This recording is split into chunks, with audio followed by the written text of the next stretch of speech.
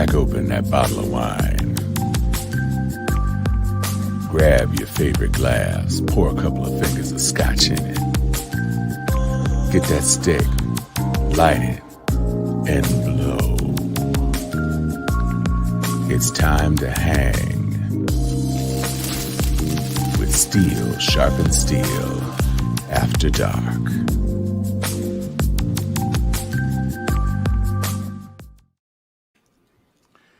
Hey everybody, it's been one of them weeks, and so we hope that you got your box of wine, your bag of whiskey, your horn of bourbon, whatever it is that you need to get yourself right. Oh, your pen of vape, whatever it is that you need to get yourself right. Uncle Nearest is in the heezy. Welcome everybody to this episode of Steel Sharpens Steel. I'm Tom Cunningham. I am Chuck Hobbs. And I am Joy. So rude. I'm sorry, Joy. It's too late now. No, you did it. It's just clockwise, man. All you got to do is do clockwise, bro. My bad. I am masculinity. Okay. You're always ignoring me. Okay, I'm gonna quit acting up. I'm not gonna quit acting up. No, you're definitely not. I am Joyce Stevens. And I'm Chuck Hobbs once again. There we are. All right. We are going to kick things off as we do every week with an episode sponsor. So this week's episode is brought to you by Audacity. Audacity is sweeping the nation. Everyone is rushing out to answer the question, what happens when you fuck around? And they are indeed finding out. If you would like your share of Audacity, just breathe in. It's apparently in the air everywhere. Try some today. Go ahead. Fuck around and find out. Warning. Audacity may feed to divorce, ass whoopings, job termination, and loss of life. You know where we're going with this. You have to know where we are going with this. We are going to get into it a little bit more later, but you absolutely know where we are going with this. Mm-hmm. It has been a week. A week of years. Right? It's more than a month of Sundays. It's a week of years. I feel like I've aged. My knees got bad this week. That's how much stress we've all been under. I mean, we are still here, hustling it, trying to pull it together, bringing it to you on a Friday night because we love this just as much as you do. Like I left my boyfriend at a restaurant. He'll be all right. He can walk home. I'm at his house. I stole the key to his place. And I was like, I gotta go to bed. I got shit to do. And yet, with all the stress we are under, somehow it is less stress than Derrick Jaxn's knuckles in that video that she posted with that dude with whom she cohabitates. It's hard to call call him a husband, given a husband, maybe a hypocrite.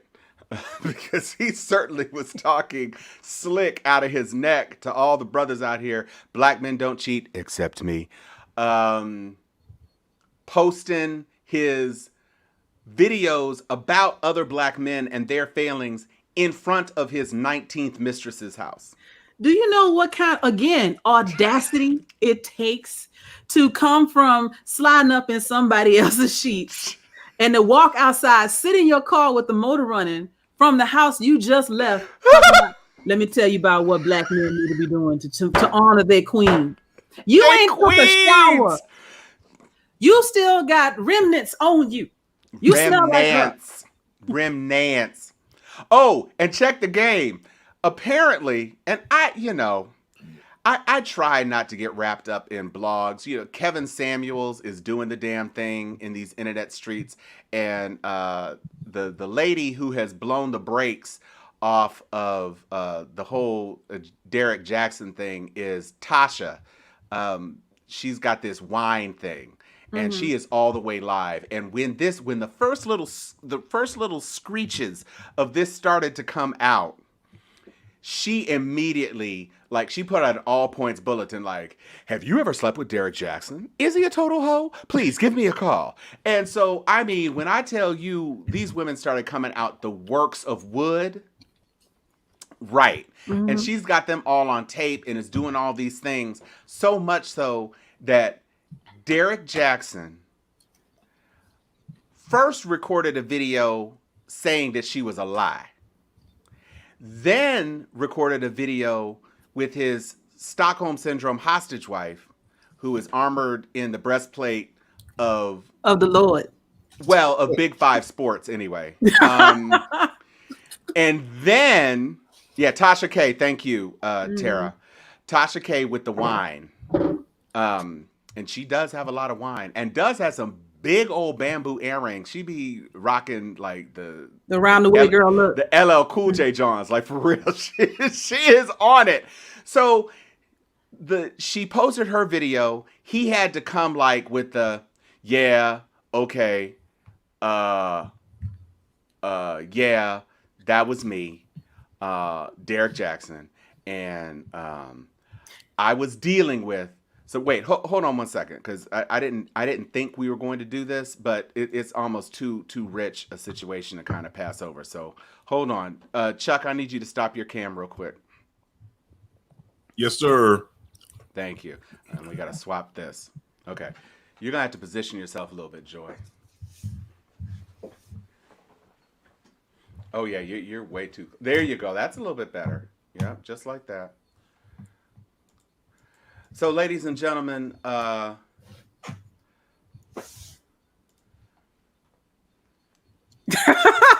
we should have practiced this. Well, but if I had been here, okay. I told you I had to leave. I had to leave the man and get back. You had to leave the man. Okay, there we go.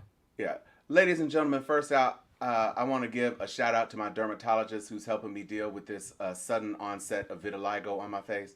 I appreciate you, Doc. Second of all, I want to give praise, honor, and worship to my spiritual warrior queen. Yes, Lord. Who is helping me through a particularly trying time at this moment in my life, by the book, How to Be a Cheating Dog and Not Get Caught, except when you do get caught. Get your Facebook likes and your IGs up to par. That's what we're doing these days. But I just want to say thank you for the emollients that have kept my wife's knuckles so supple, even though it appeared that we were trying to turn coal into diamonds during our brief chat with you all. And we just want to let you know that everything that we are trying to do to keep our mortgage, our brand, our followers, and their understanding of our walk with Christ, anything that you hear that is not sanctioned by us is from the pit of it's hell. the devil. It is the devil, because I love my him, and whatever, I'm here to uphold whatever he needs me to do, as long as he got my hand in his kung fu grip, and I understand. Well, you're quite the chatterbox today. Yes. No, babe, I'm here to support. Yeah. You're certainly supporting sweatshirts. That's for sure. Babe, you told me you like me in this sweatshirt. You said it matched my bonnet real well. You told me that this was your sexy bonnet night. That's not a bonnet. That's a hat. I think that's a hat. It's a heavenly hat. It's my heavenly hat to corral my heavenly locks. I don't know why you clowning me like this. I don't know why you clowning me like this on your live. You said we were going to come out here in solidarity, and now you're talking about my bonnet. Derrick Jaxn does not do solidarity. I do multiplarity. Derrick which is evident by all of the boy. You talking about yourself in the third? Y'all hear Derrick Jaxn does not talk about Derrick Jaxn in the third person. Well, Derrick Jaxn's wife is sick of this bullshit. You know what? You know what, son? I'm out. That's it. Let go of my hand. Let go of my hand. Y'all. We apologize for the technical difficulties. We had to cut our we had to cut our correspondence short. Come on back, Chuck. There you go. This boy is doing the entire. Charlie says grabs inhaler. Can you imagine? You do a video saying Tasha's a lie, then you do a video with the hostage wife, then you do a video after that in front of your chick's house, talking about yourself in the third person, talking about, as for me and Derrick Jaxn, I'm going to support Derrick Jaxn. I'm going to side with his wife because she's got the breastplate of God and I've got small shirts. Yeah, exactly. I am for real. Never meant to chase those other hoes. Now I've got to go. And there was a dude who said, one of the guys who's been commenting on, because of course everybody was commenting on this.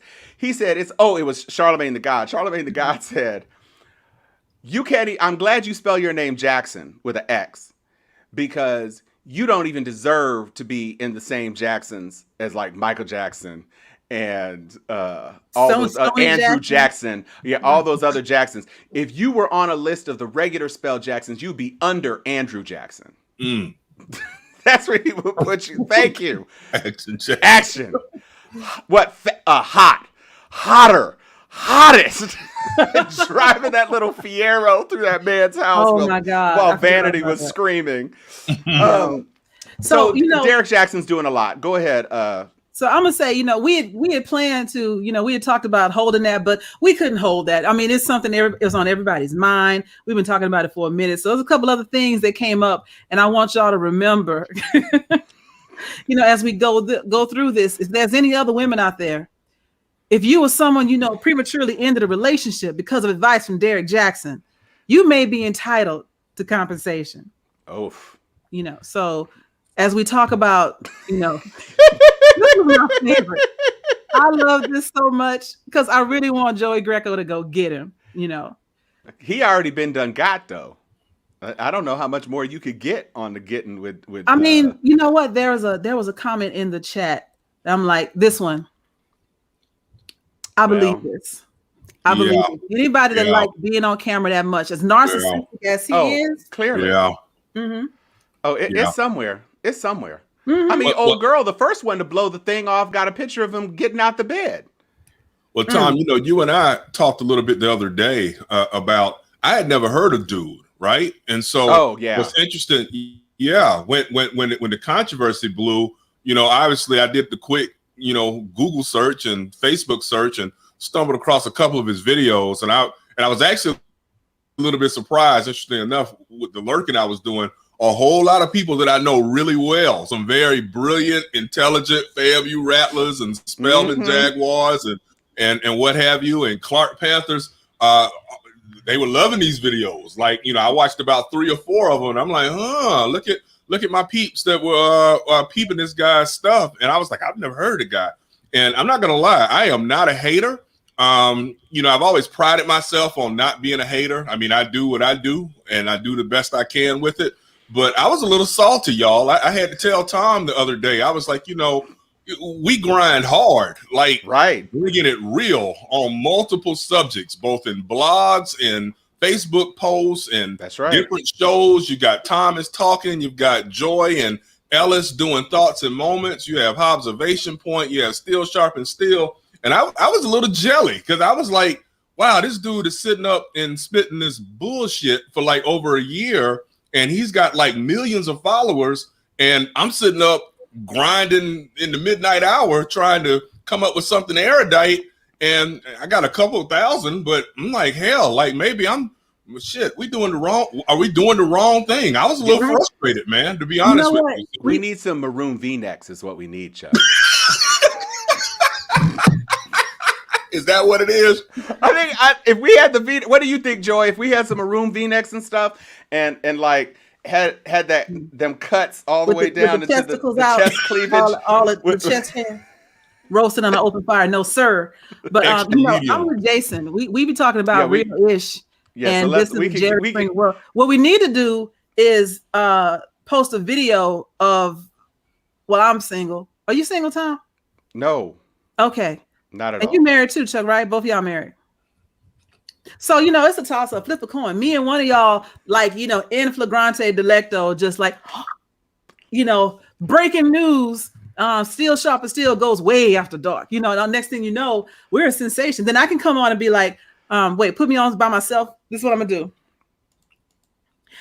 I would just like to apologize to all of our fans that count on us for integrity. I just want you to say that, I understand that, even though we was bumping uglies and making the beats with 3 backs, that it's not necessarily what we do. Like, I want you to know that, I feel like God has forgiven me and I forgive myself. Joy is forgiven. And so I don't know about Tom and about Chuck, but all I can say is, that honestly, that wasn't even really me in the video. I just want to make sure that y'all know that I'm forgiven and that, as for the rest of them, that's on them. I mean, but I still kick back to this right here. Dude is probably going to make quite a bit of money out of this if he markets it right. And that he put his book link in every video he did. Oh, every video. It's one of those things where now it's like my boy, my Morehouse brother Jason Hayes just said. It's like now people who he wasn't even on the radar for folks. Now everybody's talking about him, including us. And interestingly enough, I have wondered in the last 24 hours, again, when I was talking to Tom, I was like, dude, like we've got frat brothers that like know all about this dude. They know all about brother Kevin Samuels. And like we've got brothers that'll post their stuff quicker than they'll post ours. And so again, I know I'm sounding like a straight up hater. I am, but just to be honest, he can market this thing and make a whole lot of money. And I'm not sure that ain't part of the hustle. I mean, I'm just being honest. I'm not a big believer in coincidences and none of that type of stuff. And I'm wondering, is this the way that he's thinking we're going to go from here to up here and we're going to really bring in the big money? I don't know. But if you think about it, the Kardashians' whole social media empire is built off a sex tape. True. But see, here's a difference between Kardashians and 6F randoms and other people who parlay that. His brand was not being sex tape guy. His brand was relationship integrity guy. Yeah. And now that wife is out and wife is not, like, there are some celebrity couples like John Legend and his wife, Chrissy Teigen. Yeah. Chrissy Teigen. And even the Currys, Stefan and Aisha Curry. Yeah. So they're and the Smiths, they're like power couples where each of them kind of feeds into the dynamic equally and kind of amplifies the overall thing. I'm just not seeing that Danae is on brand for Derrick Jaxn. And the more women that come out talking about how, supposedly it was 5 months ago he cleaned up his act. That's according to Breastplate of God Industries. But now you've got a chick who's saying she was dealing with him as recently as December when she was pregnant for him, and says that she just had sex with him a week ago. So I don't know if that's a brand escalation. About a week ago. A week ago. CB, ho. About a week ago. So I think the difference is you've got two kind of opposite end people. You've got Kevin Samuels, who is making a brand off of keeping it really, really real with women. And these women are lining up like, light me on fire, dude. Just, so there's this, it's a Maury Povich kind of thing. And then you have Derrick Jaxn, who was saying all the right things. And that's why he had this following from the women. The sisters love him. Oh, he doesn't like makeup. Oh, he celebrates my body however I am. He was saying all this good stuff. Kevin Samuels was saying men are shallow. If they are rich, they're going to cheat. And if you think you're going to get a high value man at 5'4", weighing 225 pounds, nope. It's just not. He's not necessarily wrong. Not, it takes all types. Well, but that's what I'm saying. You find that one, but if if he's out there still, he already got his 5'3" babe. he's with her. Like, because he could swing, he could turn around in the middle of Fifth Avenue and find what he's looking for, if that's what he's looking for. Tara, you But you know what's interesting is the wife is beautiful. You know, it's one of those things where what I found interesting over the last 3 days as I got to know who these folks are, you know, she was being dragged quite a bit, and I saw her being dragged by quite a few women. I thought that was interesting. I don't ever like to see men dragging women about appearances. I mean, that's just who I am, the way I was raised, you know, youngest, three older sisters. I just don't like it. I think it's bullshit. I think most dudes that drag women about their appearances they've got issues that they need to work out. Let's just put it that way. But that being said, I was a little shocked that the sisters were going so hard on the wife about appearances. And I'm just sitting there thinking, like, again, as I continue to think this has to be a part of the hustle. You know, maybe part of the hustle was that she would come out like she just woke up, because that's how she looked to me. She looked like she just got up and was like, hey, come on in here and do this video. And again, I keep taking it on a light mode because, you know, I've seen some people say that they think that he's an abuser and that she was sitting there like an abused woman. I don't know. I don't know, because I keep training back to, I think this is a hustle, and I think this is a way of them to bolster the brand. And we'll all find out. But a lot of my friends think that he's just a very abusive Mr. / Lawrence Fishburne. What was it? Love Got to Do with It. What's the guy's name? I'm drawing a blank. Ike Turner. Yeah, an Ike Turner type guy. I don't Lawrence know. Fishburne. Yeah. Ike Fishburne. Fishburne. Right. So I don't know, but she's not bad looking. No, she's actually beautiful. Let's go. I won't qualify like that. I've seen some pictures of her where I'm like, no, she, you know, there's nothing wrong with her, but the sisters dragged hard this week. I was like, wow. And you know, that's another problem within I'm not going to say the Black community, I'm going to say the women's community, because I see women of all races drag other women, denigrate other women. Sometimes we call it, you know, in an effort to be a pick-me chick, or sometimes just for the glee, the malicious glee of belittling another woman to make yourself feel better for 5-10 minutes. And it is an illness as far as I'm concerned, because you shouldn't have to tear anybody else down to make yourself feel better. And you shouldn't want anyone that you identify in some way with to fall down like that. You know, so, I mean, it's one thing to have a little fun, like, you know, oh, somebody, you know, got caught with their skirt in the back of their underwear walking out, and they're like, oh, look at that picture. Ha, ha, ha, that's funny. But it's another to say, yeah, with your fat self, she needs to die, blah, blah, blah. She's so ugly. Look at her teeth. Hey, man. It was bad. Yeah. You know what I think part of that, and we can dance off this topic, but what I will say is that part of the issue that, or the dissonance that I saw, is that when you look at his posts and you look at his branding, he is putting thirst traps out there. Okay. He's got tailored clothes. He's got a tight sweater. He's always groomed, and he's always solo. You don't see him. They're not a pair. It's not like Jim and Tammy Faye, or, you know, Sonny and Cher, or famous married couples that are like this. It's always Creflo and him. Kathy. Right. It's always him, and he's posing and flexing and hey baby and all that sort of stuff. So with the medium shirts on. With the medium shirts on. They're definitely extra medium. And when, you know, it's like when you go on one of those African sites and they say it's an XL, but like African XL is like actually a medium. And so you order a large thinking you're going to kind of get something cut on you, and you get here and you get a sausage skin. It's a go-go time. So what I'm saying is that for him to be out there like that, like everything's a GQ picture, and then when you bring your wife into, and you're celebrating lovely women and blah, blah, but this is the point, Jason, that I'm making. He was out there hunting. He was out there putting himself in the mix and ignoring his wife. And then when he brings the wife on, she's not what he's chasing. And so that just makes it like extra crazy that he's doing all this. But I'm fine. We do have some y'alls that show some other people who are talking about the Derrick Jaxn situation, which we think you will enjoy. But go ahead, Joy. I was gonna get to those right now. I was like, let's knock it. Do it now. There's just one, well, as we're talking about it, and you take your y'all come off screen so we don't get conflicted, but everybody thinks that his wife is, meek and mild, and then she's put forward, or maybe we have perceived her to be a victim, but it could go a whole nother way. Babe, what the fuck you want? We still gonna do the video like we talked about? We gonna do this video. Don't you ask me for shit else.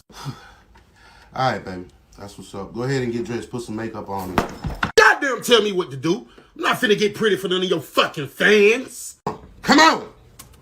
Trying to blame Jesus and shit. Jesus didn't do this. Your dick did. Goofy. You can't keep your dick in your fucking pants. With your hot dick ass. You little Caesars. You hot and ready. Put your ass over. Give me your fucking hand. And you better hold my hand this whole goddamn video. You let my hand go, I'm gonna knock your head between the fucking washer and dryer. I'm not gonna let your hand go, but look, you're not gonna take the bonnet off, put some clothes on, put some makeup on. I told you I'm not here to impress them.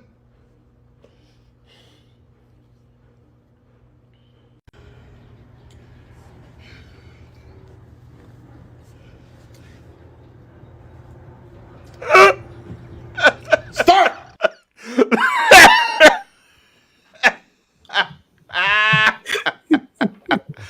Woo! She was hot as fish grease.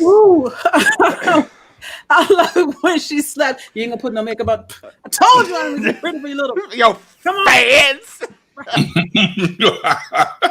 You like Little Caesars. You hot and ready. Hot and ready. Live. Ooh, Iba Shola. So that was Mr. Derrick Jaxn. Part 4. Yeah, I mean, part 4, part third person, part whatever. He got dragged by his Tuskegee family too. Oh man, Tuskegee family was they wore him out. Happy. I was like, whoa, he had no love from the home team. None. I mean, somebody went up and looked at his football stats and said in his final season, Gabriel Smith did that. In his season at Tuskegee, he ran for 11 yards, no touchdowns. And he all swole up in his Tuskegee jersey and whatnot, holding on to Danae. Right. Should pronounce it Denia. He might be the living embodiment of Morris Chestnut's character from The Best Man. Oh, damn. Maybe. Out here just being an ebony humper up and down the street, right? But then you got your church wife at home that you've put not only on a pedestal, but on the shelf and in a glass case. Box. Right. She's stuck being perfect for whatever you, so while you go out and do stuff and come back, which makes me wonder if his wife is the same as wife in Best Man. Like maybe she got her little sheep bite, her little day tigs, the little forehead kiss somewhere along the way too. I'm just saying. She did say that. She did say that. Joy, that was kind of deep there. When she was visiting her family in Colorado. So let's talk about what, like we do every week, it is time for some headlines.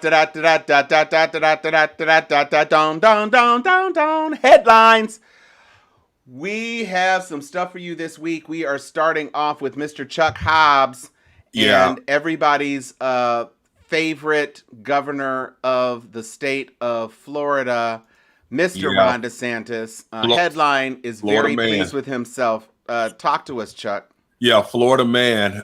We worked very hard down here in Florida to defeat Ron DeSantis. We have not had a Democrat in the gubernatorial mansion since 1998 when Lawton Childs died, and then Buddy McKay took over for him for like 2 or 3 weeks until Jeb Bush actually was inaugurated, and we have not had a Democrat since. Haven't even come close to having a Democrat, with the exception of Andrew Gillum. Andrew was fewer than 30,000 votes away from pulling off the upset, and we did all that we could to create the upset. So I have been upset that we didn't get the upset since 2018. That said, we have to deal with what we've got, and he is a very much a Trump 2.0, but without the charm.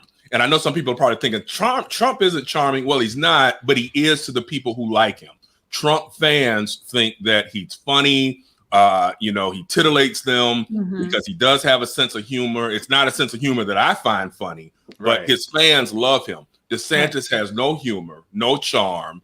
He's constantly griping, yelling, moaning, yelling at the press and what have you. It's really ridiculous. And at the end of the day, what it comes down to is he should have rolled out the vaccine equitably from jump. At the end of the day, he can't do anything to change the results that since December, his cronies, his supporters, the very wealthy in Florida were the first to be able to be inoculated with the COVID vaccines.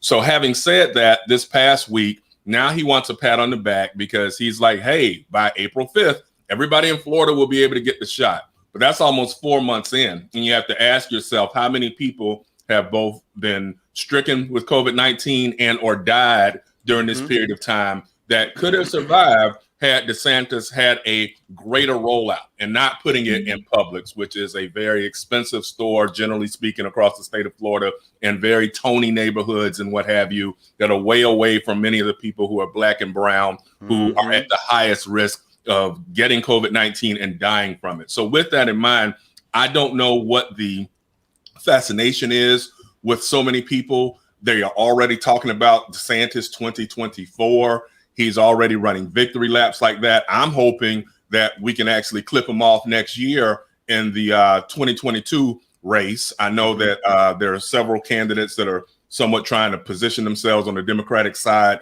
to be able to pull it off. Hopefully we can. Again, I have to keep saying hope because many of us did not expect for Georgia to do what it did this last election cycle, and Georgia has shown the way for the rest of the South. And so with that in mind, I'm hopeful that we can get him out of office and what have you, so he can go focus on that 2024 presidential race, which he will lose, trust me, because he's an empty suit. Yes, he is patting himself on the back right now, like a toddler who just, used the potty correctly for the first time. Like, look at me. Okay, so that's kind of where we are. Yo, Chuck, I got a great idea. I got a 1-2 punch that can boost the ratings of this show and keep him out of the White House. I'm gonna just start sending nudes to DeSantis's phone. Because if they find out he got pictures, I could get the number too. I could get the number too. Watch out now. I'm listening to you. And if they find out that he got pictures of a Black girl on his phone, hey baby, love you. How come you quit talking to me? Like I can build a whole backstory. And then once I have his number, and then check it. I mean, there's a way to deep fake this. And then next thing you know, they're like, well, who is this? What'd you call us mongrel? Who's this mongrel half-breed chick that's on his phone? And then I can be like, oh, she's one of the co-hosts for some show called Steel Sharpens Steel. Next thing you know, we on NBC. Boom. There it is. Yeah, there it is. The Derrick Operation Jaxn Nudes in 21. That's what we doing. Watch out now. Take it one for the team, Joy. Take it for the team. I think that's what we're saying. I don't know if we're going to post that, Jason. I don't know if we're posting but I'm sure she appreciates it. Speaking of people who end up saying a lot of the wrong things, we had a person who was angling for a position with Teen Vogue who ended up getting in a whole lot of trouble this week.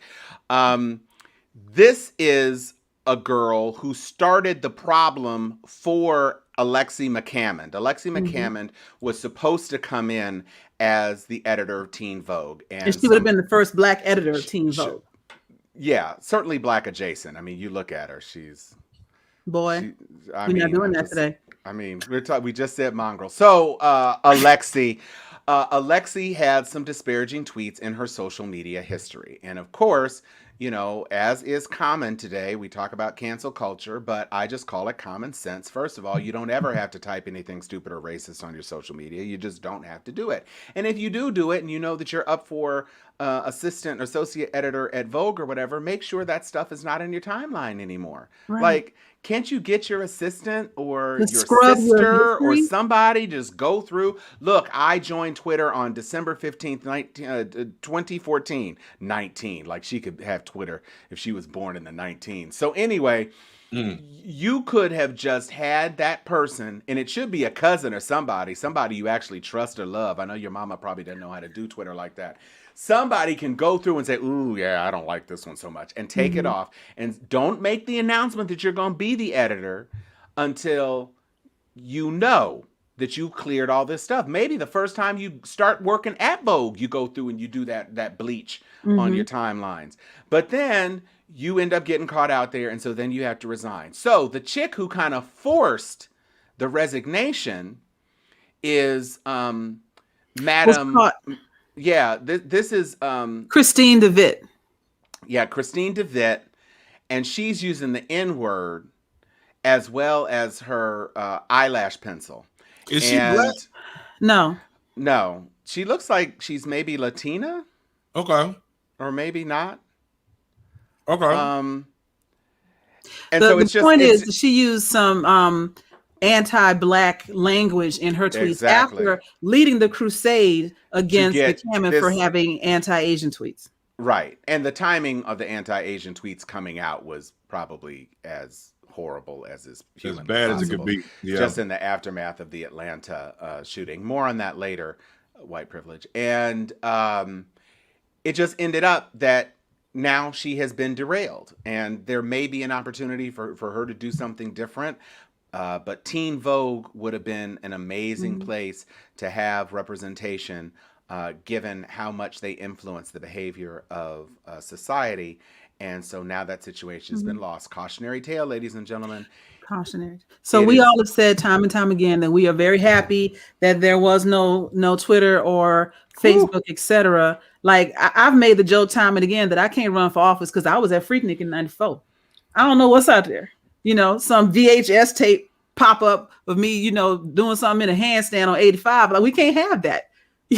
That doesn't exist. I didn't do any handstands. I couldn't. But anyway, the point is we've all done things that we in our youth did not understand we knew it was wrong. We didn't understand how things would follow us. And for us, because I'm pushing 50, it didn't follow me. Nobody knows what I did in middle school or high school. There's barely even any pictures. But when you're born in the 90s and you grew up with social media, and since you've been in college, you've had a phone and access to MySpace and Twitter, et cetera, your life is public. Even the life that you don't think is public is public. How many times have we seen young kids lose scholarships to college, lose internships, et cetera, behind something they posted a couple of years ago in high school or 10 years ago in college, et cetera? And so this is just another tale of how this happened. And unfortunately, it's done so long ago that they did it before they had a chance to learn the lesson of not to do it. And so there's a lot of this stuff out there haunting them. But to your point, Tom, go scrub that. You know what is one of the smartest things that Barack Obama did when he was running for office was to put in his book, hey, yo, I did cocaine. Yeah. So now you can't go find that on him because he told you about it up front. Now what? He took whatever trash he had in his background and put it out on Front Street as a mea culpa and as a, you know, here's how I overcame this potential problem. So you have nothing in his past that you can go after. Right. Yeah. But everybody else isn't thinking that way. They live in the moment and they forget that they are carrying with them a minefield of historical tweets, comments, likes, reposts, etc.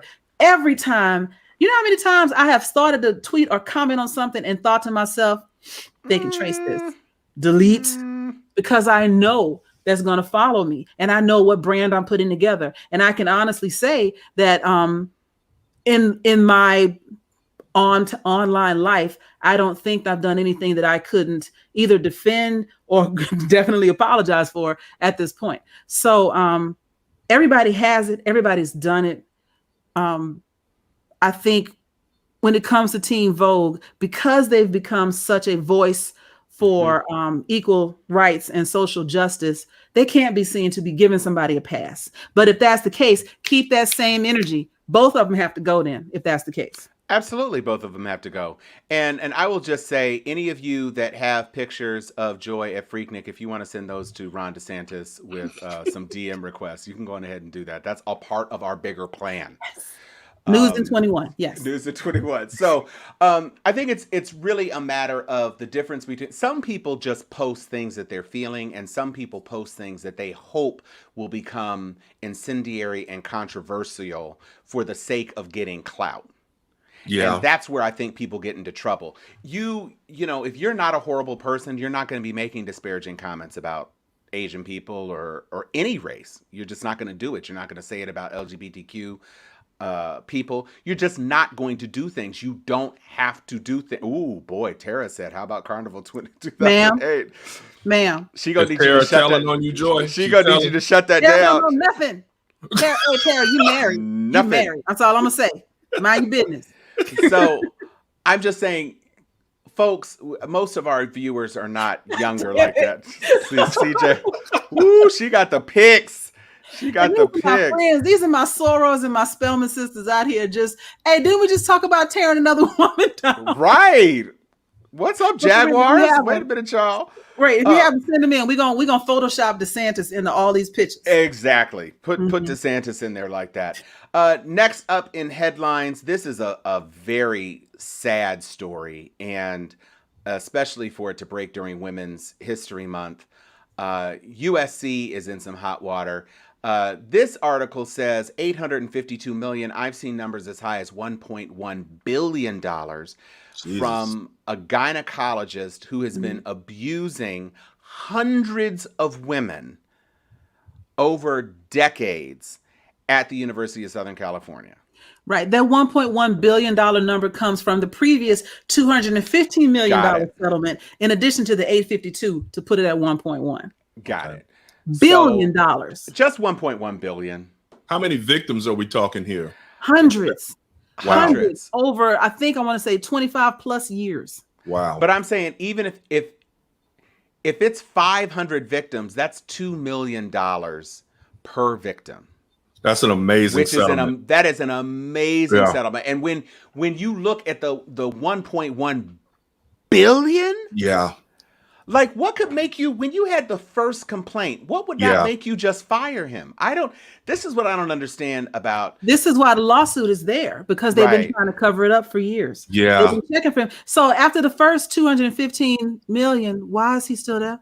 Right. That's we fired somebody from our company for eating Subway sandwiches on work time. Right. Meanwhile, this dude is out here committing sexual assault on an hourly serially. On people who were paying hundreds of thousands of dollars to be at the campus, no less. And when they reported, it's covered up. This is heinous. This is California. You can find somebody else. You wonder.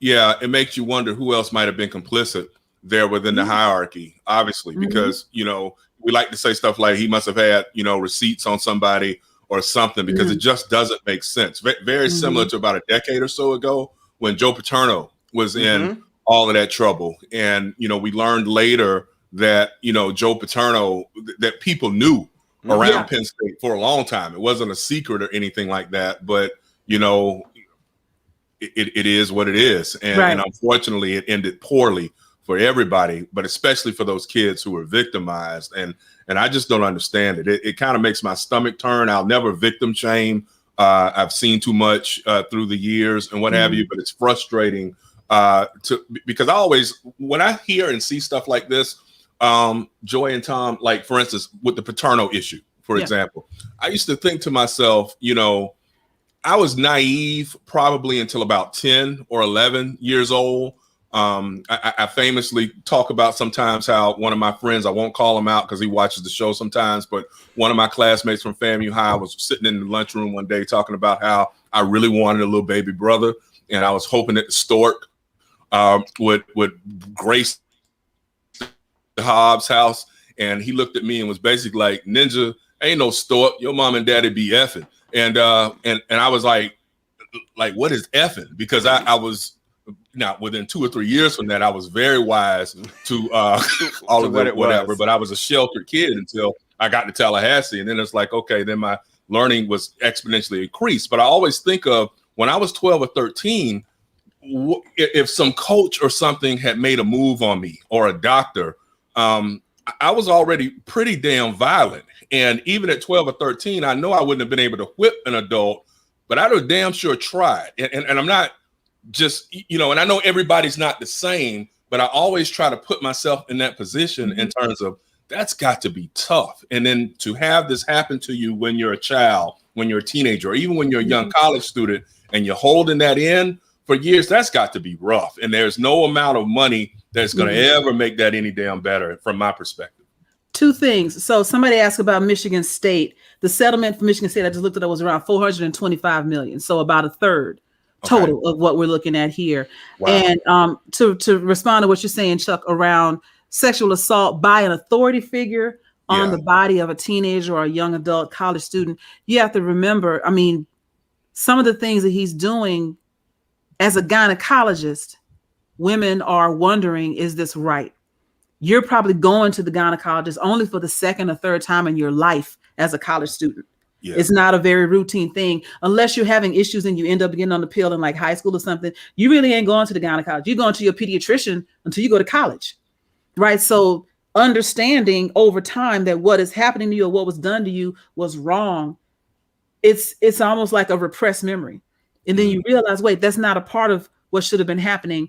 And then the shock of understanding what you've been through and then what other women have been through. And then as more people come forward, because and that even makes it even worse when you're preying on the ignorance and the trust of a 20-year-old girl, and he did it for decades. And as they did come forward and speak up, they were hushed, they were pushed aside, it was all covered up in order for him to keep practicing, which doesn't make any sense at all. Unless, as they said, there's something more going on there.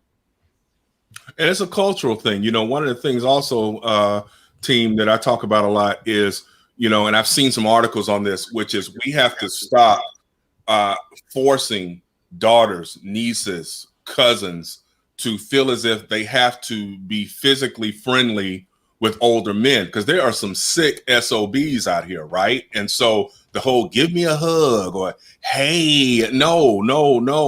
There's no hey, because Daddy Chuck, Uncle Chuck will beat your ass. And it's right. But it's sick. And we see it. I even talk about sometimes, Tom will tell you, in some of our closed groups, I'm a big believer that even when you have brothers who are totally into, they're our age, 45, 50, 55, and they want all of this Brazilian wax. And I know this is still after dark, so we can talk about it.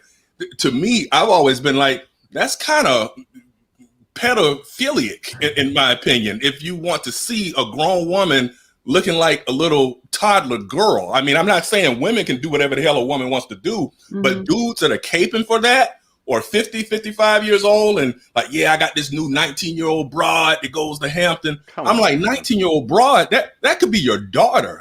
Right. I mean, it's just weird to me. It's a lot of weird shit that goes on out here. This is after dark, right? Yeah. So let me talk to you about why you see so much waxing and removal of all hair that you do now. So a lot of trends start with the pornography industry. Okay. The reason we use Blu-ray instead of HD DVD is because the porn industry picked Blu-ray. That's why we use it. Just want you to know that. Actually, I learned that after Googling it when I heard it in Tropic Thunder. But anyway, so let's get into this. Not Tropic Thunder. So back in the day, if you watch old porn, vintage porn, Debbie Does Dallas level stuff, everybody had hair. It was all over the place. It was freaking jungle out there, right? Nobody cared about that kind of thing because it wasn't something that people did. Now, you move forward and pedophilia, specifically the desire to see young boys and girls in porn, became a subgenre, just like snuff films became a subgenre. And it was illegal. It still is illegal to videotape minors doing pornographic acts. So what they did was they found those 5'1", 100-pound women who were 24, 25 years old and shaved them clean to make them look like children.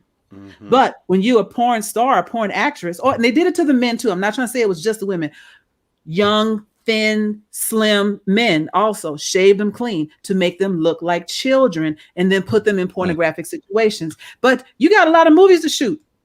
So you still wax clean from yesterday, and now you're shooting something for the standard audience, and you start seeing more and more shaved clean privates in what I guess you would consider mainstream porn, right? Mm-hmm. And it caught on because it was easier to film. You could see a lot more. It wasn't just a mound of hair against a mound of hair. And so now it is staying. You know what I'm saying? Don't act like I got you.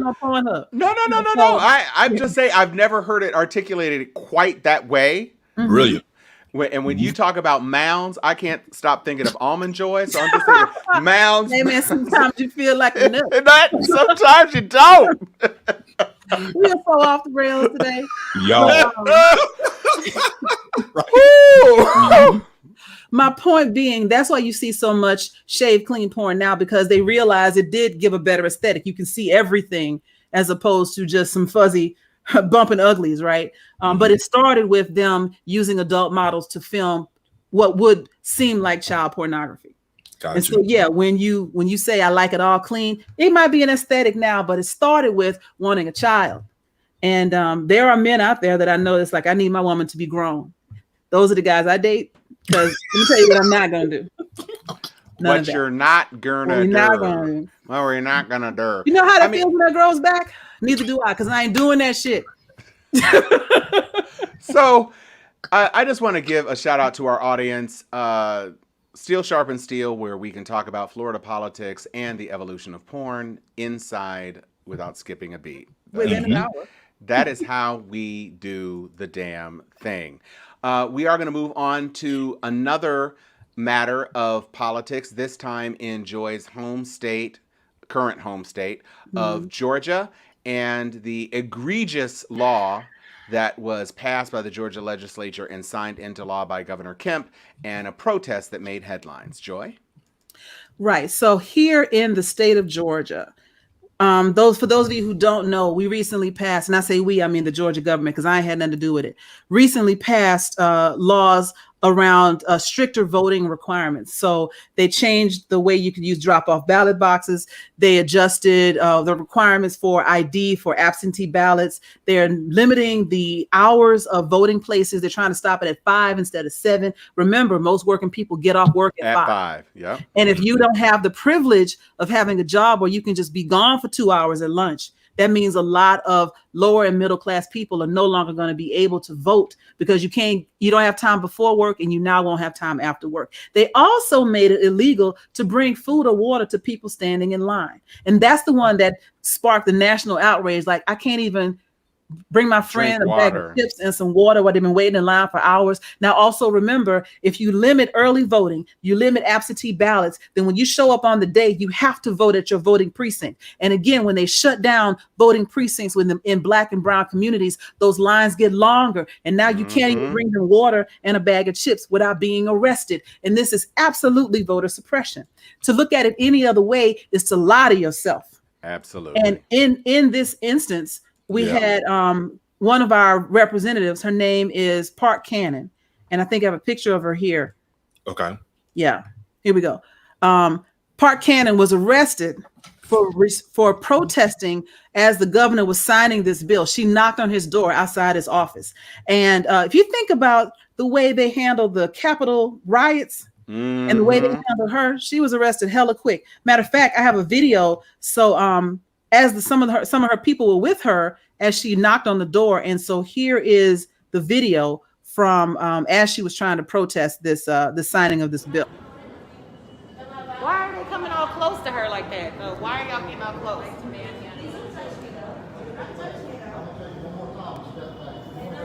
But why does she have to step back?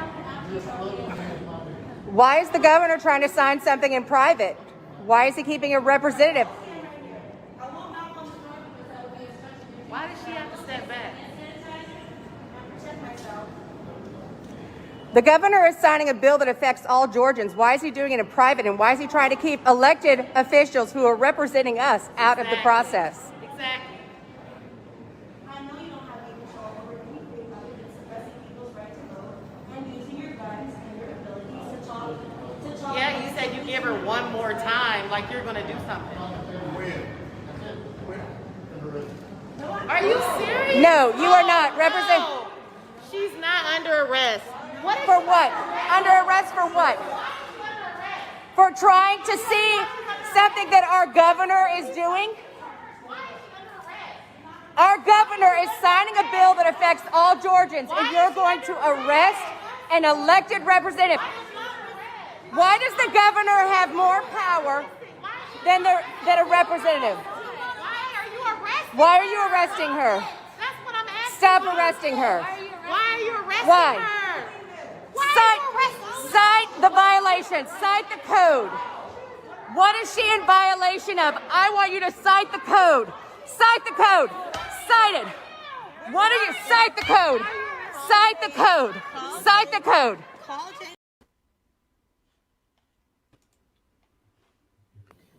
Now, I want you to notice a few things about that video. At no time did you see her resist arrest. At no time did you see her be violent towards the police. And yet they are trying to charge her with 2 felony counts of obstructing justice and obstructing the police and the lawful execution of their duties, etc. 2 felonies for knocking on a door, which she had a right to do because it was just a press conference that was happening in there, but it was closed.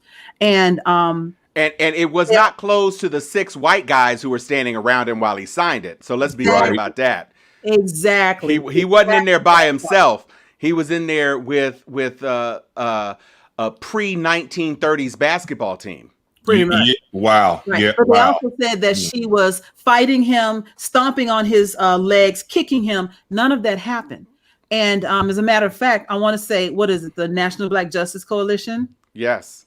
I think I have their headline in here as well. I got it. Stop. They are leading demands that all charges be dropped against her immediately. You know, and they also want to push for this bill that just got signed to be overturned because it is constitutional. You are denying people, as I just outlined, you're denying people their right to vote, to participate in a democratic process.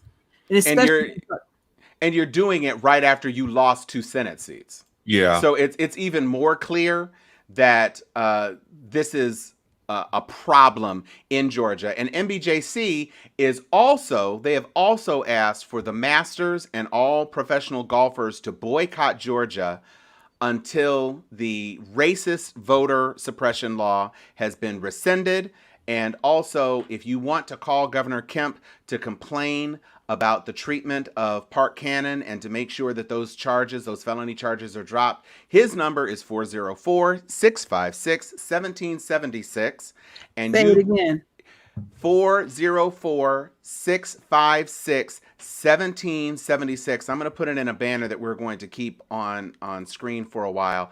But that's what you need to do if you want to reach out to Governor Kemp and let Governor Kemp know.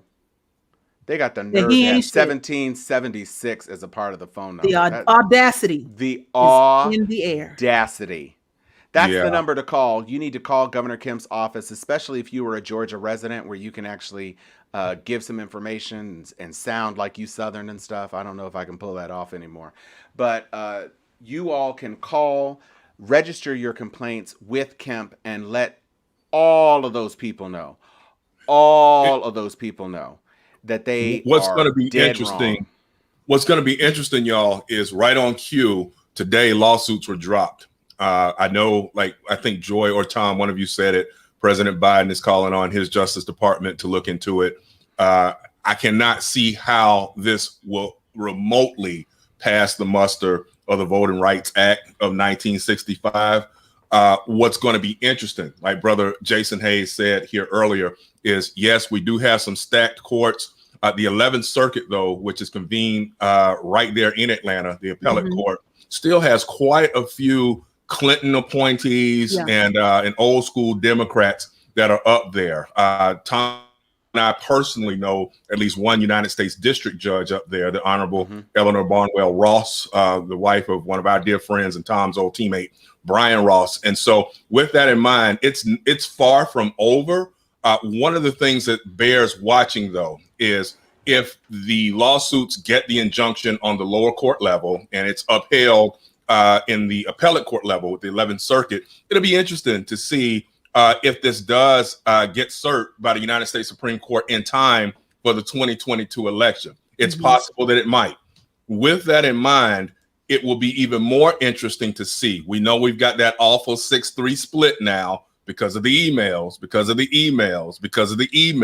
y'all didn't vote for Hillary Clinton. We've got a 6-3 conservative to liberal split right now. But I was pleasantly surprised this past year that 6-3 split, when it came to some fundamental core voting issues here that the Trump administration was raising, they didn't budge. And they have been beaten nonstop by Trump and his sycophantic followers ever since. And I just don't see them all of a sudden, because they've got those lifetime appointments, going too far away from what's just pure black letter law. Georgia, as all of the other former states and Dixie, have too long and notorious of a history of suppressing voter rights for black people. And so with that in mind, that's all this is. We all know what it is. And it's going to be very interesting to see if this holds up. But in the meantime, we do have to get mobilized and prepared to bear whatever burden we have to bear to vote. So if they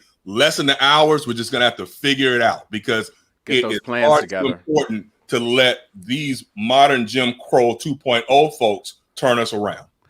Harry asked the question, do you think Biden has enough backbone to continue to press this all the way to where it needs to be pressed? I think he'll have no choice, because if he doesn't, we have to remember, Brother Harry, that Biden was not the choice for a whole lot of people. There were a whole lot of Democrats who supported him, but it wasn't like I'm just so in love with Joe Biden type of thing. And so I think he is definitely wise enough to understand, and we can see that from his first 2 months in office with the way he is governed from the center left. He has not tracked back to what his natural inclination has been most of his career, to be center right. He's been pretty doggone progressive here.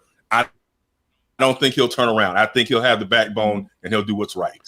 He certainly had some good words in that first press conference, and had some pretty strong condemnations of the Republicans who were being obstructionist and who were insisting that these outrageous plans that are being made in states all across the country, rolling back voter protections, denying people access to the franchise, all of these sorts of things. He came out pretty aggressively, I think, for Joe on that issue. Go ahead, Joy. I was going to say, Biden is a perfect example of the kind of progress that I like to try and coach and teach in leaders in corporate America all the time. He grew up in a certain age, and if you look at the Joe Biden that he was during the Anita Hill, Thomas Clarence discussions and trials and hearings, that guy would not be doing what this guy is doing today. I think that the time that he spent around the Obamas and in the White House and dealing with social justice issues from a different point of view, I think it's opened his eyes. I think it's expanded his mind. But let's not also forget that this is a Scranton boy from New Jersey. He ain't the one. It's either New Jersey and then he moved into Delaware. But either way, he ain't that dude. You ain't going to just steal on him. He talked about meeting Trump in the back alley way back in the day. He will fight you. He throw hands. So I do think he has the spine for it. I think what we've not seen before is him knowing where to direct that energy. But it seems like he's got a good group of people around him right now. And as long as he continues to listen to his cabinet, listen to the influencers in his circle, a lot of which are former candidates themselves, and they can steer him on this progressive path, I absolutely think that he will fight for. He may not fight for everything that the hardcore libs, want him to fight for, but he'll fight for voter rights. Because he can clearly see that is wrong. Well, it made the difference in his election. Let's be clear. He's no dummy. He knows that there were hen's teeth separating him from Trump in a couple of those states that did make the difference. And so, he wants to get reelected. He does want to be reelected, but he wants to get reelected, which means he's gonna need Georgia again. 105 in dog years too. So that's a lot. So remember, ladies and gentlemen, 404-656-1776, the audacity of that number. Call Governor Brian Spineless Kemp and make sure that he understands that he in trouble. He gonna be trouble. He's the worst Kemp out of all the Kemps. Sean Kemp, Johnny Kemp. He don't deserve to be a Kemp. He does not deserve to be a Kemp. He should spell his name K-I-M-P. Right. Or just KMXP. Maybe. KMXP. That's it. Mr. Mexoplict. So Joy is going to take us out on the final headline of the evening with something that has become all too common in the pry my gun from my cold dead hands era of our politics. Joy? So right around the time that I was working with a couple of companies that were trying to craft a message that they could use to talk about the killing of 8 innocent individuals in Atlanta, before we could get those statements out, there was another shooting. And this time it was in Boulder, Colorado. And so now here we have the shooting suspect. His name is Ahmad al-Aliwi. And people may want you to believe that he is some sort of terrorist based on his name, which is why I'm putting his picture up. I'm telling you, he does not identify himself that way. He does not. Regardless of his name. This is who this is. Notice how they brought him in a wheelchair. They're trying to argue diminished capacity. He's trying to say that because he was bullied as a child and because he was chubby growing up, it gave him like a strange or conflicted view of the world. Let me tell you something. I got bullied too. I got spit on in the 7th grade. I ain't never shot not near person. Right? I got bullied by my own father. Called me fat. I did try to choke him, but that was in the house. That was at home. And no guns were involved. I launched myself at him with my bare ass hands. If I'm gonna get you, I'm gonna get you. Right. And that's another thing. You know how we do in the black, we may bring a gun to school, but that's to kill Jamal, not everybody else. Right. We got specific people we going for. All of this, I'm just gonna kill everybody because I had it bad growing up. That is not an excuse, and it is not mental defect. He went in there knowing what he was doing, knowing what he wanted to achieve, and hoping that he could prey on this idea of diminished capacity on the outset. Now, as that was happening, and I was getting secondary coronary from that, like, oh my God, what is going on in the world? I'm doing a seminar in my house because I live in Atlantic Station. I find out that this dude is cutting up in the Publix around the corner from my house. I live in Atlanta. This is the Publix I get chicken fingers from all the time. I was thinking about getting chicken fingers that day, but this is a different story. He took 6 guns and body armor into Publix, and he was found in the restroom with all his guns out. And somebody else came in the restroom and was like,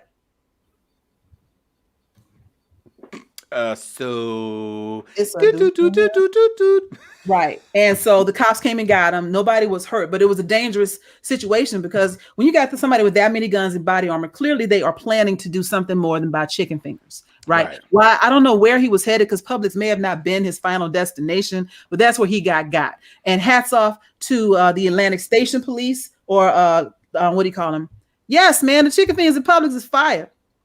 I should stop eating because of the heiress, but still, it'd be a craving sometimes. But anyway, he didn't hurt anybody, but where he was headed, we don't know. And he was, in spite of whatever he might have been able or was about to do, I am glad that he was taken alive and given a chance for a fair trial, hopefully. But what is happening in this country? You cannot deny that the access to high-powered semi-automatic and automatic rifles is well beyond any rational means. We are way out of pocket when it comes to the number of guns in the United States. And it affects not just how private citizens interact with each other, but how the police interact with us.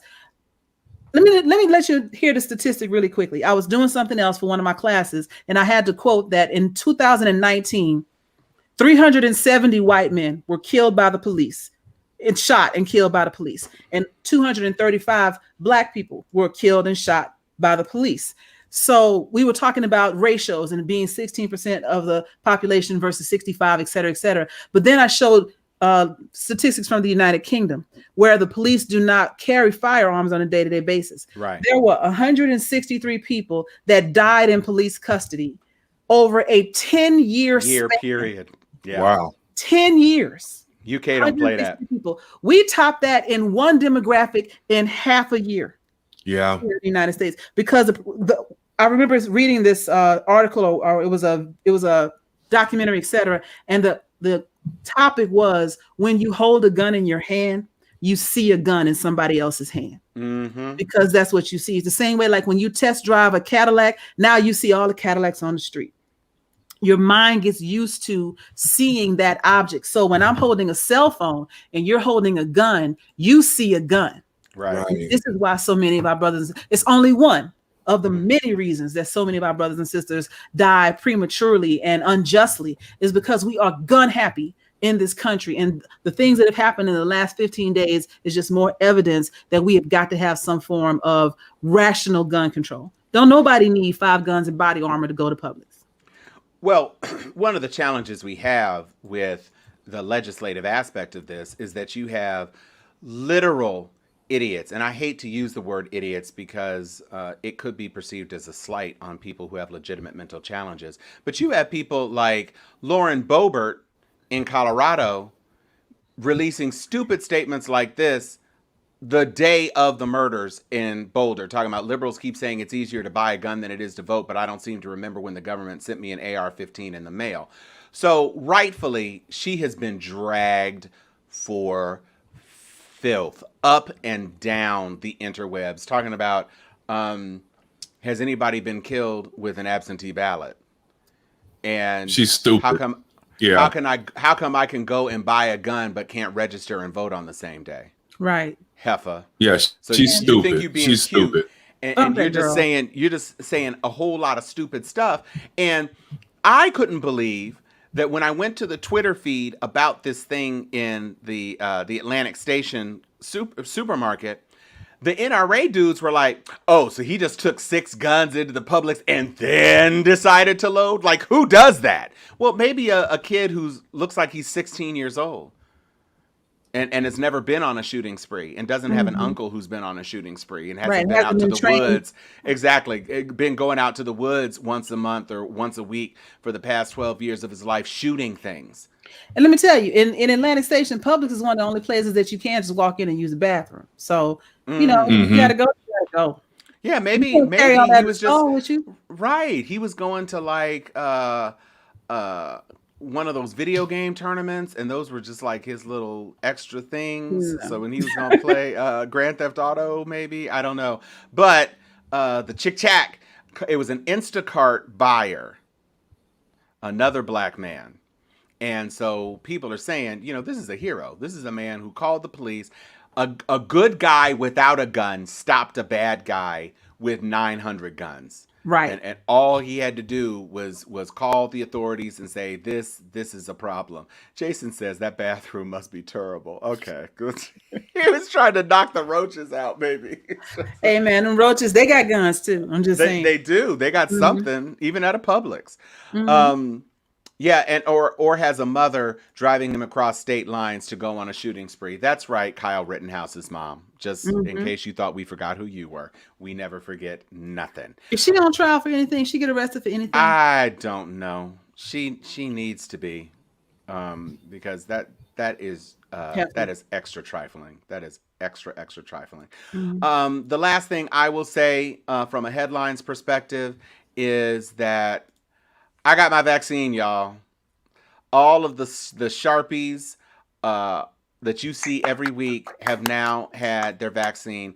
I got the Pfizer shot. I got the Pfizer shot. And my wife got Moderna. And so we're a mixed couple now. But I think Chuck is frozen. Chuck is frozen. I'm gonna remove you and add you back, Chuck. Let's see if we can get you back. But yeah, I got the Pfizer, and I am not suffering any effects. Actually, I am great. Everything is perfectly fine. I don't even have any soreness or anything. And so you got it today. I got it today. You're going to sleep all day Sunday. I'm going to tell you that right now. Oh, is that what it is? So like 48 hours, you get that.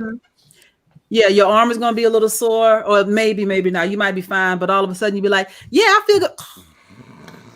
And you're going to wake up, it's going to be Tuesday. Like, what happened? I lost 24 hours. Yeah. Oh, okay. Well, as long as I don't lose my taste, I'll be good. That's what we're going for. I like tasting things.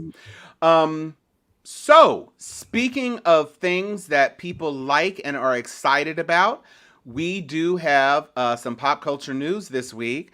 Boo-doo-boo-boo-boo. Are Georgia roaches worse than DC because DC roaches walk next to you on the street? Wow. He's trying to holler. Hey, girl. Yeah, DC roaches be trying to holler. How much you got on that Metro car, girl? Riding on the Metro. That's an 80s throwback to y'all. Berlin. You take my roach away. Touch, boy. Okay. So, moving on. So in pop culture news, this is yours, Joy. So go on ahead and pick it up. Okay. So I didn't think to put a picture up because I mean it doesn't really matter. But for those of you who are Marvel fans, like we are, it's been announced that Black Widow has been pushed back again into July this time from May, and they're going to release it on Disney Plus with that $30 premium, the same way they have done recently with the couple other movies that came out. Raya and The Last Dragon is the last one. Yeah, thank you. So simultaneously in the theaters and for $30 on Disney Plus. And they're trying a new model. And the theaters have decided, yeah, it is what it is. We know that it's not safe for everybody to come out. So we get it. And they're trying to figure out how to continue to make money doing other things. But here's why I think it's going to work this time. Because in the past, we've been like, I'm not paying $30 extra to see Mulan. Y'all can miss me with that nonsense, whatever. But Marvel is a whole different thing. Yeah. And Mulan was trash. To be fair, live action Mulan was trash. I'm sorry. Beg to differ. Different podcasts. The thing about Marvel though is you can't let nobody spoil that movie for you. Right. And Marvel fans are dead serious about that thing, and so they're not gonna wait 30 days and try to stay off the internet. Nope. Just to have not have to pay that $30. I'm already seeing people say that they're gonna pay that $30. They would spend $30 on a ticket and popcorn in the movies anyway, and so now they can watch it with their whole family and be first and sit at home and drink all the popcorn and beer that they want, which is the same thing they could have done with Mulan and all the other movies. But I think that we're seeing this may be the porn decision of stay-at-home stuff. Like all of a sudden, because Marvel is doing same-day releases, it may become the new normal for all other people to do same-day releases as we start to get used to the idea of spending $30 to see a movie on a service that we already have a monthly subscription to. Well, so here's the thing that is also a challenge in the streaming space. HBO Max isn't even charging a premium. Right. Because HBO Max doesn't have the install base that Disney does. In case anybody missed it, Disney has 100 million subscribers. And if you have 100 million subscribers, my house has 5 people in it. So you're talking about almost every household in America decided that $6.99 was not too much to spend to get Disney and ABC and Fox and all that crap that you get on Disney Plus. Plus, WandaVision turned into a whole entire phenomenon, and Falcon and the Winter Soldier is following up right behind, and you got Loki coming, and then you got Black Widow. Black Widow should have been out. And you got season 3 of The Mandalorian on the way. Yes. Season 3 of The Mandalorian, Gina Carano free, season 3. And so the thing is... Now with less racism. Now with a lot less racism. Right. Disney knows what it's doing, and Disney has the content. Disney is saying, don't y'all worry about the movie theaters because we're giving you superheroes weekly with big budgets. Full ass movie budgets. And so don't get confused. We got this for you. And to me, there's 2 posses in the tent on this whole extra charge. First of all, I live in Southern California. If I want to go see a movie on a Friday night without IMAX, without Dolby, without AMC Premium Prime, without any of that stuff, if I want to see a movie on a Friday night, it is $13.50 United States cents. That's what it is. 13 for one person. Yeah. My daughter doesn't really like going to the movies anymore, but with the 4 of us that do like to go, Because there are 4 of us who will go to see a superhero movie. So you're already talking about $52. Off technically top. $54 off top. You haven't bought a drink. Mm-hmm. Them drinks are $7. Yeah, man. That candy that you didn't get from the dollar store and didn't sneak into your pants will cost you $6. Indeed. A bucket of popcorn is $15 with a drink or whatever. And the point is that so a family of 4, you ain't getting out of an AMC in Southern California. That's also true in New York and a whole bunch of other places. You aren't getting out of the theater without spending $100. And people are like, why would you pay $30? Because because I want to see it. Because maybe, unlike going to the movie theater and spending $100, I can sit and watch it as many times as I want. This is true. Which is another thing. Or I have a family, or I'm just a fan like that. And guess what? You aren't getting Black Widow in a month. Right. It's not going to be a month. It'll be a month in the theaters, and then they're not going to immediately transition it because Disney knows that they have a product that people want. HBO Max said, oh, Wonder Woman 84, trash. Mm-hmm. And then they put The Little Things, trash. That was Academy Award gilded trash, though, because you had 3 Academy Award winners. It was still trash. I love Rami Malek. I love Denzel. I stand for them. I thought that their nonverbal emotive acting was wonderful. Okay, I'm done. I couldn't make it through the first 15 minutes. I fell asleep. No, okay. All I'm saying is HBO Max came out with a slate. Like Disney is like, we got Black Widow, y'all. Disney is dropping movies like they running to Boston. Bow! Like, bow! Yeah. Bow! Oh, I'm not bow! No, you can't get that spade. No, you think that queen is gonna walk? You think that queen of spades is gonna walk? So it's like they're like, oh no, I got your entire ass. I have every piece of you. And HBO Max is like, but don't you want to see Kong versus Godzilla? Yes, I do want to see Kong versus Godzilla. I ain't got to be on time though. I may just go to the theater because you know what? I have A-list. And so I can see 3 movies a week for the cost of 1 movie. And so I may just go to an empty theater and sit down and watch King Kong and then sit down and watch like Black Widow on IMAX 3D Super Deluxe foot massage version. I don't know. But you people who, I understand if you're single and I'm not going to pay $30. If you even got a girlfriend or a boyfriend, that $30 is a bargain and a half. I don't give a. You telling me iPick is more comfortable than your whole ass couch? Mm-hmm. Where you can pop Orville Redenbacher popcorn for 25 cents a bag? I do miss the Dolby seats though, with the live action. Yeah, that I kind of got used to that. When our AMC finally got those, I was like, I don't ever want to experience another Marvel or Star Wars picture without the Dolby seats. And so that kind of stuff. I have a portable shiatsu foot massage that I can put under my damn feet in front of my couch and sit and have my arches massaged. I have a 4K television, and if I drank too much of a 32-ounce soda, I can press pause. That's what I was going to say. And come back and pick it right back up. I can put in a frozen pizza. I can put in pizza pockets if I want. I can put in egg rolls. I can have a poo-poo platter of snack deliciousness under my control. Yeah. For $30. I can run to Publix, get my chicken fingers, and come back. That's what I'm saying. Oh, by the way, if you have an Urban Plates in your community, their chicken fingers are bomb. I'm just saying. Urban Plates, Urban Plates, delicious chickenage. So the point is that if you are here and you are down for the movies, you definitely could do a lot worse than spending $30 on a movie you know you would have spent more than $30 on. Because guess what? Even if you didn't have, even if you had Disney Plus, if the theaters was open, you were going to go to see it anyway. That's like saying, oh, I'm not going to pay to see Endgame. I could just see Endgame a year and a half later. Okay, but ain't nobody trying to do that.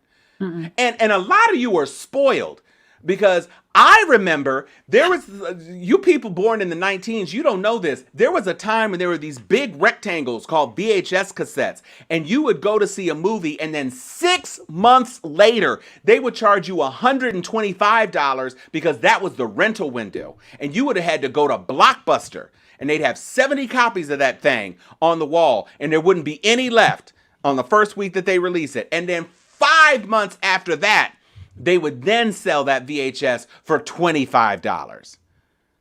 And it would be standard definition, square, no letter. What them black bars are? Why they got black bars on my thing? I can't see my whole screen. Now we sound like old people. That's all we had, and we was grateful. Yeah, grateful. Couldn't barely make out a face with so little resolution. Brother Thomas raises another great point, Tom. Like you said it too about the pausing. You can use your own bathroom because at the end of the day, there's nothing worse. And I talk about this all the time and I write about it. The dude rules. I don't understand when you go to the bathroom in AMC and there are 30 urinals and for some reason you can be in the middle of the urinal and it's like 8 to the right of you, 8 to the left, nobody's there. And for some reason, there's always going to be some overly friendly MAGA guy. Hey, if you get where I'm coming from. Hey, are you enjoying the Star Wars? I'm like, isn't this great? I love Star Wars. Right. I don't talk at the urinal, bro. How much was your ticket? Right. You know, so you don't have to have the overly friendly folks trying to talk to you in the restroom, you know? Nah. Yeah, Vera Jordan said late fees. Do y'all know what a late fee is? A late fee is when you went to the Blockbusters and you had a popular movie, so you had to turn it back the next day. You couldn't even enjoy it as long as you wanted because there was a 48-hour window, 24-hour window, one-day rental exclusives because the movie just came out. And if you didn't turn it back when you were supposed to, if you were 15 minutes late, they were charging you $3.99. Ladies and gentlemen, little children, that's how Netflix became a thing. Netflix literally became a thing because people did not want to pay fees, and Netflix could send out a DVD, a standard definition DVD in a floppy envelope and still make money. And so that's the way of the world, y'all. You need to be watching Falcon and the Winter Soldier, by the way, just if you aren't talking about Disney Plus, go on ahead and do it. It is well worth your time. It is an excellent show. And they are talking about some real issues this season. A lot of racial stuff is what they're really basically getting into. It's really good. It is. It's very good. I remember good old mail-in Netflix. They had that little DVD thing in the upper right-hand corner of your Netflix streaming window, and the kids are like, David? Who you gave our account to, Mom? Who is David? Who is David Jaxn? Right. So, man. It's coming, y'all. It's finally coming. Black Widow is coming. Right. And if you do like inspirational stories, this is one that's great for girls especially. Raya and the Last Dragon was a lot better than I thought. There is no Timok. There is no Shonuff. But this Last Dragon is... Don't be denigrating them national treasures now. I'm not denigrating it. I'm saying it would have been nice if we had Timok in there. But it's basically 100% Asian voice cast. Even though... Good. They make some of these people because it doesn't take place on Earth, so it's a whole nother planet. Again, where you ruin the movie, stop. But that didn't ruin the damn movie. Yeah, it's some black Asians though. It's some black Asians in that movie. I'm just saying, it's some pretty dark Asians up in there. Okay. Next up, we were talking about. We're gonna jump into our gangsters. That's right. And I'm gonna start it off because I'm about to do a reading. This is as close to an audiobook as I'm going to get at this moment. And so my gangster of the week is actually, I would say my good friend, but he don't know me. I just follow him. Michael Harriot. Oh, yeah. Now, for those of you who are not familiar with Michael Harriot, he is a member of The Root. He writes for The Root. He's, as it self-proclaimed, board certified white peopleologist, master race baiter, and his pen is mightier than your sword. Last real negus alive. From the south side of Wakanda. This is his Twitter page. If you're not following Michael Harriot, you're doing life wrong. And the reason that I say Michael Harriot is my gangster of the week is because he put out a dissertation on what the filibuster was. So it all started with some reporter asking Mitch McConnell, and this is just a picture, it's not the video, but they asked Mitch McConnell, do you think that there are racial overtones to using the filibuster? And has, historians have said that the filibuster has some racial background. And McConnell said, there is no racial history at all, none. And there's no dispute among historians. There's no dispute among historians. Now, I am going to liar. So you can already tell that this master YP apologist is about to go off, because he starts his thread with, y'all motherfuckers know. And I love him for that. I'm going to read this whole thing to you. And after I read this, I want you to go follow him, because you will learn more from Michael Harriot than you will learn in all your history classes. So here's the thing. First of all, we have to understand what the filibuster is. It is any measure that stops a vote. That's it. That's all. It's not in the Constitution. The Constitution doesn't really have many rules for Congress. It doesn't even mandate that a majority needs to pass a law. Specifically, aside from a majority to conduct business, a 3/4 vote to amend the Constitution, a 2/3 vote to expel a member and override a presidential veto or impeach a president. Every other rule, the House and the Senate, they make it up for themselves according to the Constitution. Now, in the beginning, the Senate basically used parliamentary procedure and the previous question rule, which is this whole thing about they talk about something for a minute, then they vote to put the previous question to bed. Then they vote on how they felt about the previous question. And you know who thought that was stupid? Aaron Burr. So some dude named Aaron Burr thought when he was VP, which meant that he was the president of the Senate, he proposed maybe we should stop having 2 votes. And everyone agreed. So Burr changed the rules. Basically, when someone proposed a bill, I already read that part. So you may be asking yourself, damn, does having 2 votes really take that long? Not really. But here's the thing. Aaron Burr didn't have shit to do. So back in those days, the presidential candidate with the second highest number of electoral votes was automatically vice president. Now imagine how different our world would be right now. Woo! If the person with the second highest number of votes became the vice president. It's an entirely different system of checks and balances when your vice president hates your ass because you beat them in an election. You're talking about keeping you in check. That's another level. So anyway, Burr ran against Thomas Jefferson in 1800, and they actually tied. I did not know that. But the House of Representatives voted for Jefferson after Alexander Hamilton convinced Congress that Burr wasn't about shit and wasn't ever going to be shit. You know what? This will make a great musical. He's not throwing away his shot. No. So shortly after shooting Alexander Hamilton in the face for not keeping Burr's name out of his mouth, Burr changed the Senate rules. And this was when the Senate was all white. Not like today when it's just 91% white. And white people are the kings of discovering things like loopholes, medicines already in use, lands already occupied. You know how white people be discovering shit. So someone discovered, wait, if we don't want a law to pass, there's literally nothing to prevent us from just talking until someone leaves. Because remember that quorum is a thing that was required for a vote to pass. And thus the filibuster was born. Now, when I say someone discovered, there's a name you need to know. John Randolph of Roanoke. Not John Randolph. You got to say the whole thing like a Tribe Called Quest or Megan Thee Stallion. John Randolph of Roanoke. Seriously, no, they really did call him the whole thing. He was represented from Virginia. And Randolph of Roanoke could talk his ass off. So when John Randolph of Roanoke discovered that there was nothing to stop him from talking, he did that shit all the time in the House of Representatives, because this is when the House and the Senate both had a filibuster, probably because he was high and drunk. Now, this is an excerpt from an article. Despite being a Virginia gentleman, one of the orators in history of the Carolines in the House is, wait, let me open this up. House Leader Randolph, after 5 years of leadership, became, by 1803, a permanent outsider. He had personal eccentricities, which were made worse by his lifelong ill health, heavy drinking, and occasional use of opium. Randolph was an habitual opium user and a bachelor who seemed to have nurtured a crush on Andrew Jackson. God damn. So, I know. I'm telling you. This shit is gangster. So John Randolph of Roanoke loved stirring up shit. He hated everybody and loved slavery, probably because he had over 500 slaves on his plantation, the Roanoke plantation. See, that's why you got to say the whole thing. So in 1825, Randolph was appointed to a Senate seat to fill a vacant seat. And that same year, President John Quincy Adams was trying to pass a bill that J.R. of R. thought would take power away from the slave-holding states. And he was about to bring his shit talking to the Senate. He told his Senate colleagues that if they passed it, We should deserve to have Negroes for our taskmasters and for the husbands of our wives. This is old 1800s cuckold stuff he's talking about here.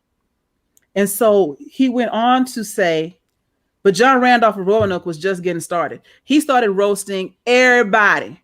It was so bad that Henry Clay, the Secretary of State, challenged him to a duel.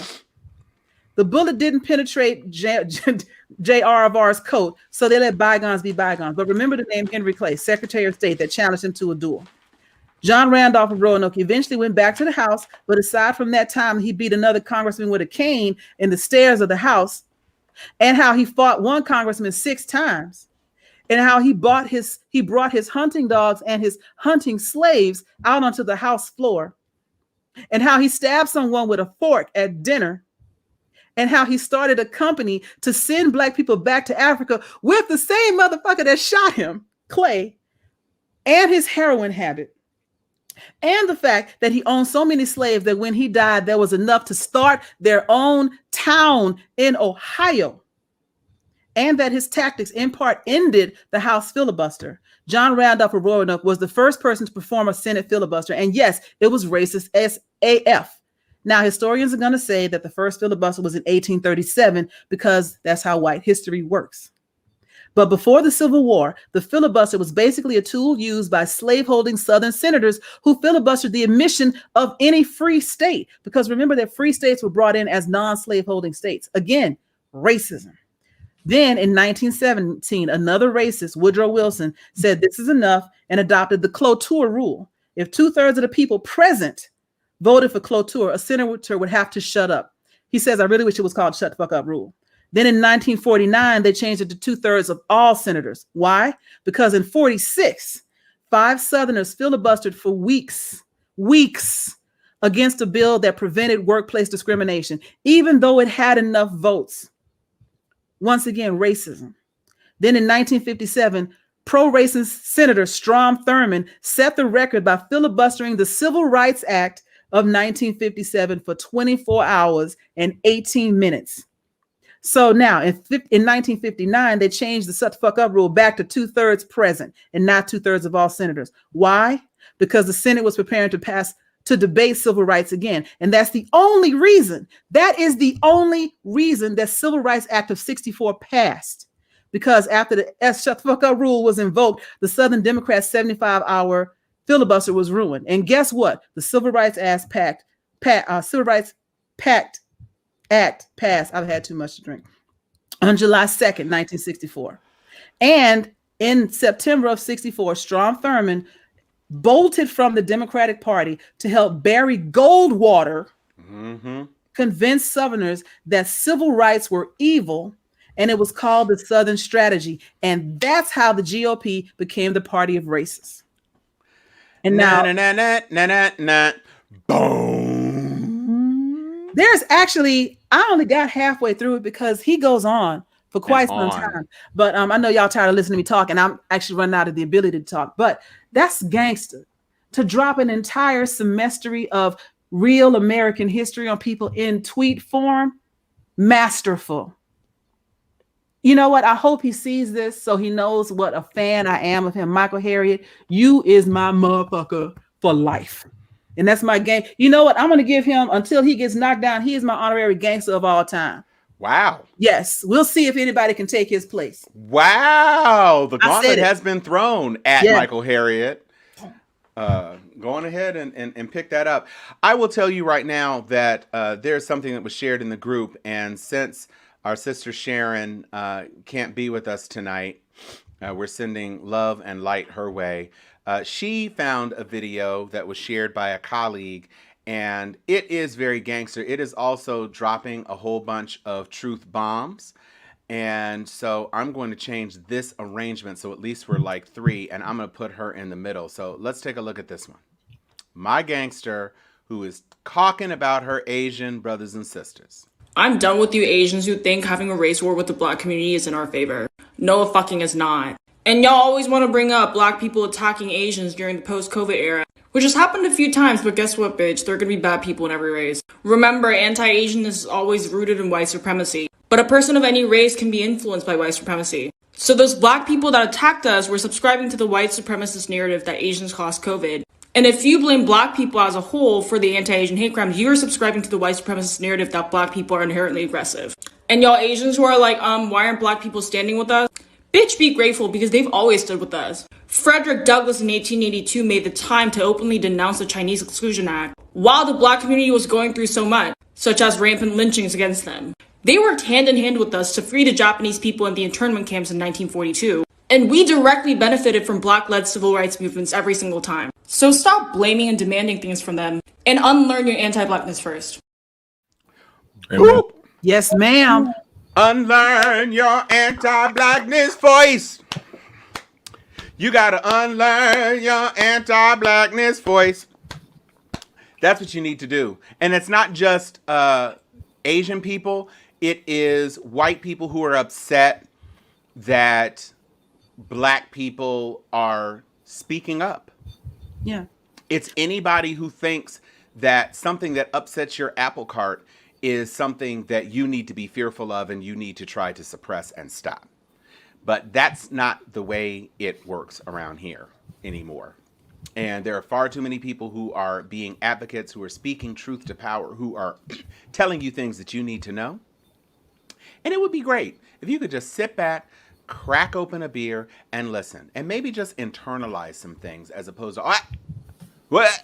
Right. Always trying to push back. Because you don't. You do not have to push back. Sometimes you can just listen. It's possible for you to listen. A person who found out that it's healthy. A person who found out how much listening could possibly help is the now unemployed Sharon Osbourne, who got kicked off the talk just today. They've been on hiatus for 2 full weeks. The first week they thought they were going to come back. She had to cape for her friend Piers Morgan, who was an unrepentant asshat, doing a whole lot of racist foolishness. You call that racist? I don't know that that's racist. Okay. Once again, audacity can result in job termination. Yeah, audacity can revert in job paucity.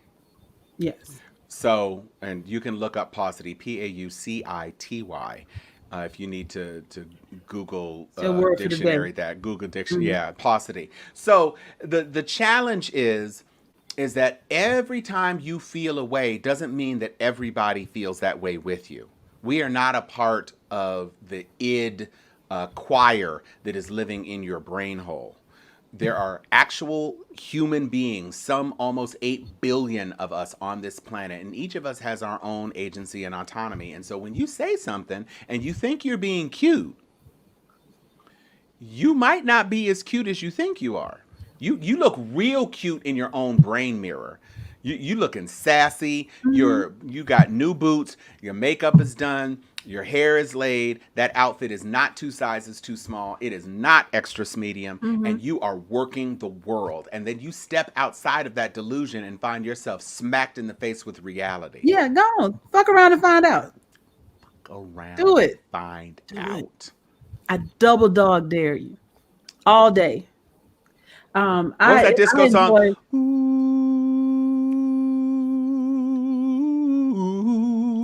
Do the hustle. Do it. Come on and do it. Do it till you're satisfied. Whatever right. it is. Do it. Do it till you're satisfied. We're doing too much right now. We are doing too much. Do we have any y'alls? I think there was one other thing, just to bring it back and end on a light note. There's one other thing I want to show. We're gonna run it all the way back to yet another version.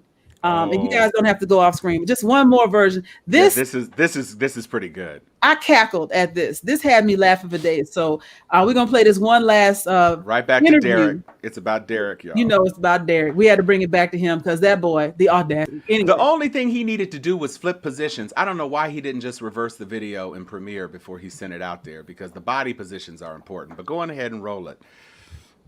Stop being a film producer and enjoy. Let people enjoy things. Anyway, check this out. You ready? Yeah. Your dress kind of nice. Maybe I should change. Nah, you good. They hit it to me anyway. So, you know what I'm saying? You're straight. You're a little wrinkled, but that's normal. I like your bonnet. All right, hold me tight. What's going on, everybody? I know y'all probably heard a lot of rumors. Some of them are true and some of them are false. Matter of fact, all the rumors true. Yeah, I pretty much stepped out on my marriage, been out here knocking ankles loose, throttling anything that's moving, sucking toes, licking ass, swallowing it's been crazy. I know I can preach certain things and then live my life another way. You know, that was never my plan. Well, it was my plan, but my plan was never for y'all to find out. You know, I was just hoping everybody would just mind their business. Don't forget to buy my book also. Is the first link in the description. Just because I'm living wrong don't mean the book won't help you live right. What's up? No, hold on. I told you not to say it. Just sit here. You're squeezing my fingers kind of tight. My fingers, I can't breathe. I'm saying you acting like I'm holding you hostage. Well, that's how I be feeling. You got anything you want to say? Yes, I do. When I found out, I did leave, and I didn't come back until I found out he got closer with God. And then basically, I didn't really get closer with God or change it all. I just became a better liar. I'm gonna read this last line and we're gonna wrap it up. Okay. Some of y'all won't want to watch me anymore, and I totally understand that, and you got every right to do so. And some of you gonna stick around, and it might take you a little longer to really just be at ease with this whole situation. But just know that God got me. They hated Jesus. I'm gonna continue to read my Bible. I read the Bible backwards and upside down. I wet the Bible just so I could be anointed by the paper, water, Jesus juice of the Bible, and anointed in my spirit. With the Bible juice. We gonna get it right. Thank y'all. Keep us in prayer. I'm not perfect. The book is perfect, and I'll see y'all soon. Buy the book, please. Link in the description.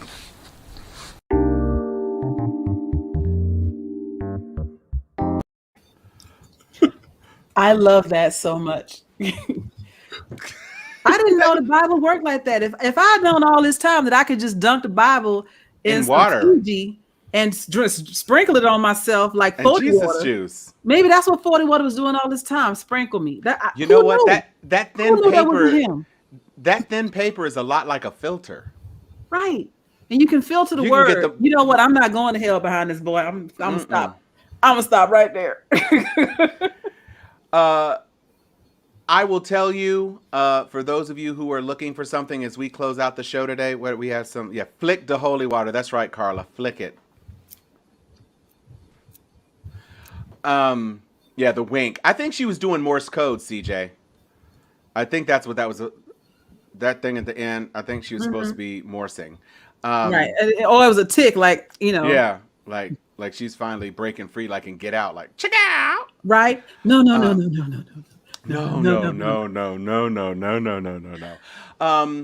If you are interested in taking a look at something to distract you through the rest of this weekend of foolishness, you can check out The One on Netflix. I highly recommend it. It has an interesting thought experiment it's kind of like that chick from Theranos combined with Match.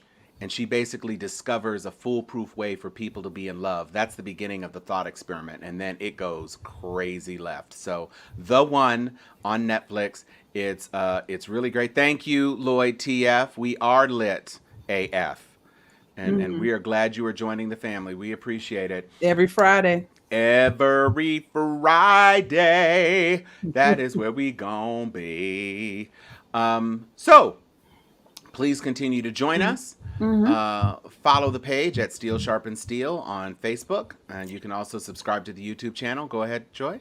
And I'm going to say, we really love our Sharpies, as we call them, our fans. Tell a friend, bring somebody with y'all next time, and tag Michael Harriet. Tell him you got a fan over here. And I'm going for the free publicity if I can get him to share the show or whatever. It's all good. But here's the thing.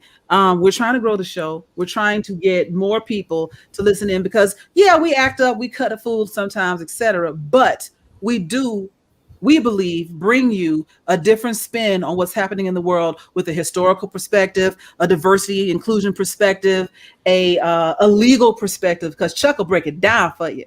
And all the way. When Sharon is here, you don't never be sure what you're going to get from Sharon. So you got the real perspective. The real. from Sharon. So we try to bring you something that isn't necessarily what you're going to get on the other channels. And we're proud of what we put forward, even though we may be a little, a little rough around the edges here and there. But thank you for watching. Thank you for supporting us. And please, we're on YouTube now. So for those of you who have friends who are not on Facebook, or if you want to watch any of our previous episodes, go to Steel Sharpens Steel on YouTube and subscribe to the channel. Then you can watch it whenever you want. Sure can. And we're a better binge. Yes. Than things that binge you might be watching. Binge us. Binge. And with that, I am Tom Cunningham. I am Joy Stevens. And I am Chuck Hobbs. And we are Steel Sharpens Steel. Good night, y'all. Yeah, you know what time it is. Crack open that bottle of wine. Grab your favorite glass, pour a couple of fingers of scotch in it. Get that stick, light it, and blow. It's time to hang with Steel